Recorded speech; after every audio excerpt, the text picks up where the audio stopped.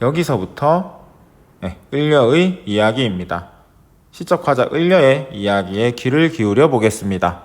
아이고 너구나, 내 이야기 좀 들어보아라. 여기에서 아이고 라고 하는 말은 감탄사입니다. 대체로 감탄사에는 감정이 집약되어 있다라고 말합니다. 이 부분에서는 감녀에 대한 반가움 등의 감정이 집약되어 있는 걸로 볼 수 있습니다. 을려는 감녀에 대해서 부정적인 태도를 갖고 있지는 않는 것 같아요. 만약에 부정적이었으면 자기 이야기를 이렇게 길게 하지는 않았을 겁니다. 을려의 이야기가 본격적으로 시작됩니다. 내 얼굴, 나의 외모, 나의 몸, 나의 행동이 님이 나를 사랑할 만한가? 님의 사랑을 받을 만한가마는 어쩐지 날 보시고 너로구나 여기실세. 이 부분 한번 같이 보겠습니다. 해독 부분 읽으면서 보면은 같이 좀 도움이 될 거예요. 그래서 여기 얼굴에다가 여러분들이 표시를 하시고요. 우리가 보통 얼굴이라고 하면은 폐완얼이라고 얘기할 정도로 외모에서 중요하고 핵심적인 부분입니다. 해서 얼굴은 무엇을 의미하는 것이다? 외모 전체를 의미하는 것이다 라고 볼 수 있고요.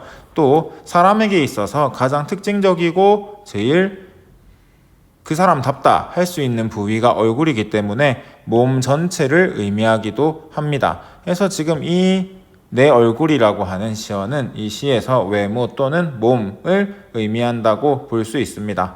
어떻게 해석해도 특별히 상관은 없어요. 거동인데 걸음걸인데 결국에 이것도 무엇이다? 전반적인 모든 행동을 의미하고 있는 것이다 라고 볼 수 있습니다. 나는 이거를 외모로 해독하는 걸 좋아해요. 내 외모와 내 행동이 님의 사랑을 받을 만한가 하지만은, 그러니까 스스로가 봤을 때, 을려 스스로가, 시적화자 스스로가 봤을 때는 자신의 말과 행동 또는 자신의 외모가 님의 사랑을 받을 만한 수준은 아닌 것 같은 거죠. 확신을 못하는 거죠.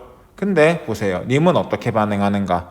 어쩐지 날 보시고, 누가 날 보는 거예요? 님이 나를 보는 거예요. 그리고 뭐라고 했어요? 너로구나 여기실세. 이게 무슨 말인가? 여기 너로구나라는 말 대신에 우리가 지난 시간에 배웠던 연분이라는 말을 넣어도 괜찮습니다. 어쩐지 날 보시고 너는 나와 연분이구나 하고 여기실 때 이렇게 해석할 수 있어요. 여기실세. 해서 보면은 너로 여긴다. 우리가 보통 너는 몇 인칭이에요? 2인칭입니다.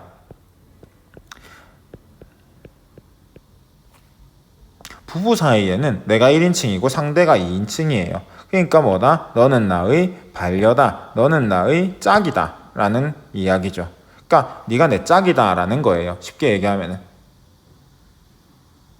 정리하면은 시적화자는 자신의 외모나 자신의 행동이 님의 사랑을 받을 만한 것이 아니다라고 자신 없어하고 있어요. 이게 여기에서 드러나고요. 그럼에도 불구하고 님의 사랑을 어떻게 해요? 받고 있다라는 거 우리가 확인할 수 있습니다. 여러분들, 여기에서 내가 하고 싶은 이야기는 일단 자존감이에요. 자존감. 우리의 자존감은 누가 나를 사랑해서 긍정적으로 변할 수 있는 거기도 하지만 스스로가 먼저 스스로에 대한 자존감을 높게 잡고 있어야지, 자신감을 갖고 있어야지 조금 더 내 삶이 편안해집니다. 그러니까 누가 나를 좋아하는 게 내 자존감이 높아지는 긍정적인 자아 개념이 형성이 되는 이유가 될 수 있지만 그게 전부가 아니라는 점을 좀 명심했으면 좋겠어요. 시적화자는 이제 한번 보겠습니다. 님이 나를 사랑하는 게 너무 좋은 거예요. 왜? 자기가 생각했을 때 자기는 그렇게까지 대단한 인물이 아닌데 존경에 맞지 않는, 사랑에 맞지 않는 님께서 나를 하니까 네가 나의 반려다, 네가 나의 짝이다, 우리는 연분이다 이렇게 해주니까는 이제 자존감이 하늘을 찌르는 거예요. 그러니까 뭐예요?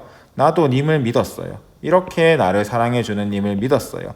나쁜 뜻이 전혀 없어. 애교로 교태로 어지럽게 하였더니, 보세요. 일부러 쌤이 요거를 그림을 가져왔습니다. 보세요. 뚱이가 애교를 부리고 있습니다. 귀엽죠? 근데 24시간 옆에서 계속 이렇게 애교 부리고 있다고 생각해 보세요. 처음에는 내가 애교를 부리면 님도 나에게 이렇게 애교를 부렸을 거예요. 왜? 너니까는. 근데 이제 얘가 지나친 거예요. 과할 정도로 애교를 부리는 거예요. 그거 보고 있으면 이제 어떻게 된다? 한번 보세요. 방귀씨는 얼굴빛이 옛날과 어찌 다르신고. 맨날 이런 얼굴로 보고 있으니까 뭐 하는 거예요? 이제 님이 이 강아지처럼 정색을 하고 있는 겁니다. 정색을 하게 됐어요. 정색. 정색하고 있는 님의 얼굴을 누가 봤어요? 을려가 봤어요. 그러니까는 다르신고 이렇게 놀라고 있잖아요. 어라, 나는 이 사람이 나를 사랑해주니까 너무 좋아가지고 이 사람을 믿고, 여기 군 뜻이 나쁜 뜻이거든요. 나쁜 뜻이 전혀 없어서 어떻게 한 거예요? 계속 애교를 부린 거예요. 애교만 부리니까 어떻다? 님이 봤을 때는 좀 작작하지, 약간 이런 것까지는 아니겠지만 어쨌든 간에 이렇게 정색을 하게 됐어요. 그래서 어떻다? 얼굴빛이 옛날과 다른 거죠.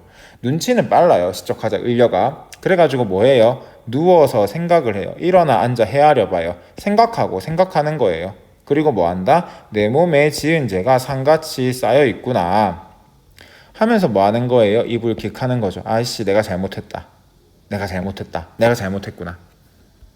그래서 이 낯빛은 뭡니까? 시적 화자가 자신의 행동을 반성하고 돌아보는 계기가 됩니다. 그러면서 님이 잘못한 거예요? 자기가 잘못한 거예요? 자기가 잘못한 것이다 라고 하면서 자책하고 있어요. 하늘을 원망하며 사람을 허물할까? 뭐 이런 뜻인데, 허물하다는 게 욕한다란 뜻입니다. 허물이 욕이거든요. 그래서 하늘을 원망하며 사람을 욕하겠는가? 다 누구 탓이다? 지 탓이다. 이렇게 말이 나와야 되는데 뭐라고 했느냐? 보세요. 서러워 풀어내니, 서러워서 말을 계속 하다 보니까 누구의 탓이다? 조물의 탓이다 라는 겁니다. 여러분, 조물에다가 표시를 하나 해 놓으시고요. 이제 고전시가에서 조물이라는 말을 여러분들이 많이 보게 될 겁니다. 그래서 조물 옆에다가 창조자 정도로 정리를 해두면 좋을 거예요. 조물주라는 표현의 줄임말이 조물인데, 조물주는 뭐다? 창조자예요. 그러니까 자기를 만든 어떤 존재를 의미하는 거죠. 근데 자신은 어떻게 만들었어요? 이렇게 자신 없게만, 스스로에 대한 자신감을 낮게 여기게 만들고, 그래서 님의 사랑을 받자마자 기분이 너무 좋아가지고 애교를 계속 부리고 교태를 계속 부리고 어지럽게 하게 만들고, 이게 내가 태어나기를 이렇게 태어났다라는 거예요.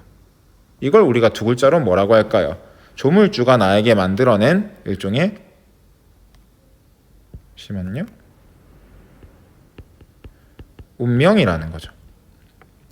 시적 화자는요, 무슨 탓을 하고 있다? 운명의 탓을 하고 있습니다. 운명이 뭐다? 내가 이렇게 행동하도록 누가 만들어놨다, 누가 운명 지어놨다, 조물주가 운명을 지어놨다 라면서 운명론적인 세계관을 가지고 있습니다.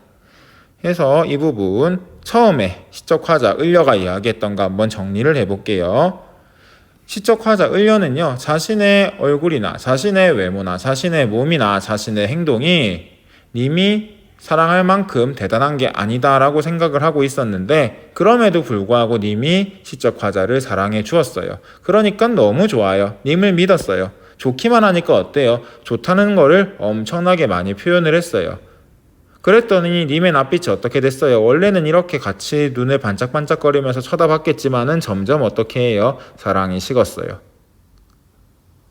그거 보고 나니까는 뭐 해요? 반성을 해요. 반성을 해보니까는 지가 잘못한 게 어떻대요? 많대요.